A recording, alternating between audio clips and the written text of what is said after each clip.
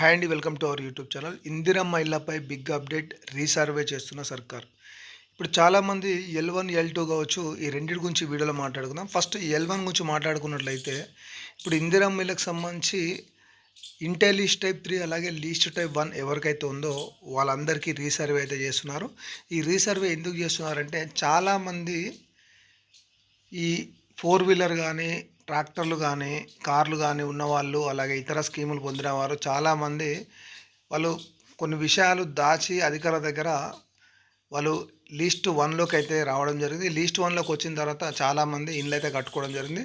అయితే ఇందులో ఇంకా అనర్హులు ఉన్నారని చెప్పి గుర్తించి ఇప్పుడు ఇంటే లీస్ట్ టైప్ 3 అలాగే లీస్ట్ టైప్ 1 ఎవరైతే ఉన్నారో ఇందులో ఇంకా చాలామంది అనర్హులున్నట్టు గుర్తించింది కాబట్టి, అయితే ఇందులో వారికి ఎవరికైతే అప్లికేషన్ డౌట్ ఉందో ఆ అప్లికేషన్లు అయితే మళ్ళీ రీసర్వే చేస్తున్నారు.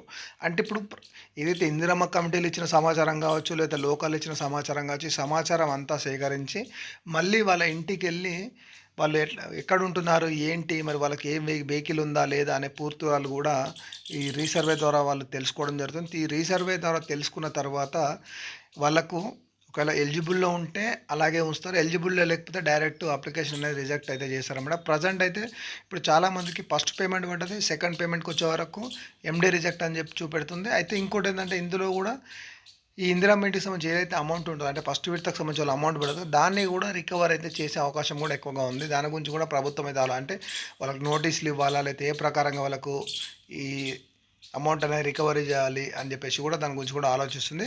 ప్రజెంట్ అయితే ఇందిరమ్మ ఇంటే లీస్ట్ టైప్ 3 అలాగే లీస్ట్ టైప్ 1 ఎవరికైతే ఉపయోగిస్తుందో ఇందులో చాలామందికి అయితే రీసర్వే అయితే చేస్తారు.